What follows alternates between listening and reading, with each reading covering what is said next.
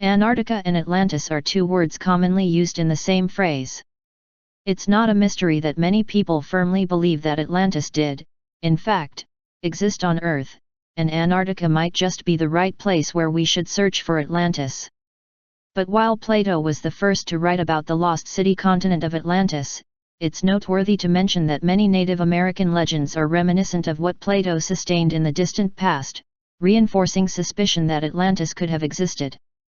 The legends of Native Americans come from different cultures separated by vast distances and isolated from one another. However, all of them tell a similar story of a once fallen civilization that existed in the distant past. In Central America, this ancient culture lived in Aztlan. According to legends, Aztlan was located to the south, on a white island, and perished without warning as a result of natural catastrophic events. Many researchers maintain that Aztlan means place of whiteness. This is why it has commonly been connected to Atlantis and Antarctica, suggesting that Aztlan might have been the mythical Atlantis, the mythical place located to the south. It is said that after the catastrophic events, the survivors of Atlantis fled to different continents where their ancient civilization ultimately merged with others and disappeared.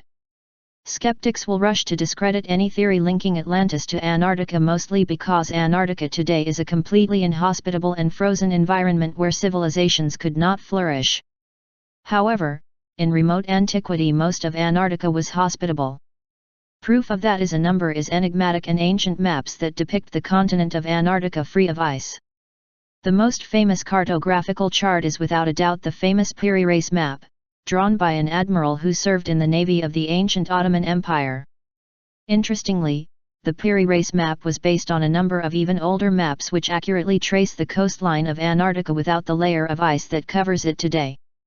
This indicates clearly that whoever had the technology and ability to survey the continent of Antarctica must have done so thousands of years ago before the continent was frozen. But how can a continent located to the south be free of ice? Well, it turns out that Antarctica wasn't always located where it is today.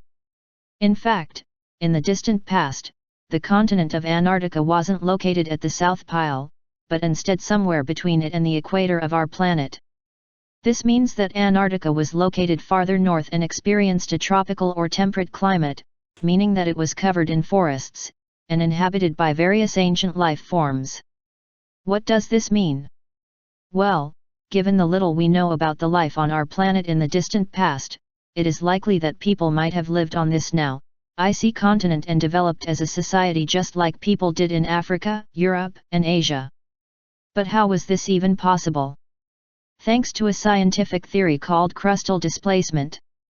According to mainstream scholars, and the theory of continental drift, the crust of our planet is in fact divided into several tectonic plates that literally float over a molten inner layer. Over the ages, these plates slowly bump against one another. However, the theory of crustal displacement, which expands the theory of continental drift, approximately every 40,000 years, the entire crust of our planet shifts as a single unit. After each shift, all the land masses on our planet, including entire continents, are relocated to a new position on the planet. Many researchers believed that this happened the last time around 10,000 BC and caused the continent of Antarctica to move from its position near the equator to its current position, on top of the South Pole. I still find the idea that Antarctica was once forested absolutely mind-boggling. We take it for granted that Antarctica has always been a frozen wilderness, but the ice caps only appeared relatively recently in geological history, told Jane Francis of the University of Leeds. Today, Antarctica is composed of around 98% ice, which is over a kilometer thick. So imagine, if in the distant past, ancient people inhabited Antarctica when it was covered with vegetation and forests, all of their heritage is now buried under a thick layer of ice. Even though it is uninhabitable today and only scientists venture out to Antarctica, in the distant past it might have been the perfect place for an ancient civilization to develop. Interestingly, according to reports from Pravda.ru, in 1949, Admiral Baird's expedition bore holes into the Ross Sea in 3 spots, where Orontius Finaeus marked riverbeds. In the cuts, fine-grained layers were found, obviously brought to the sea with rivers whose sources were situated in temperate latitudes, free of glaciers. The samples were taken from 3 different locations. The fine-grained sediment that was found is the sort that is carried by rivers from ice-free continents.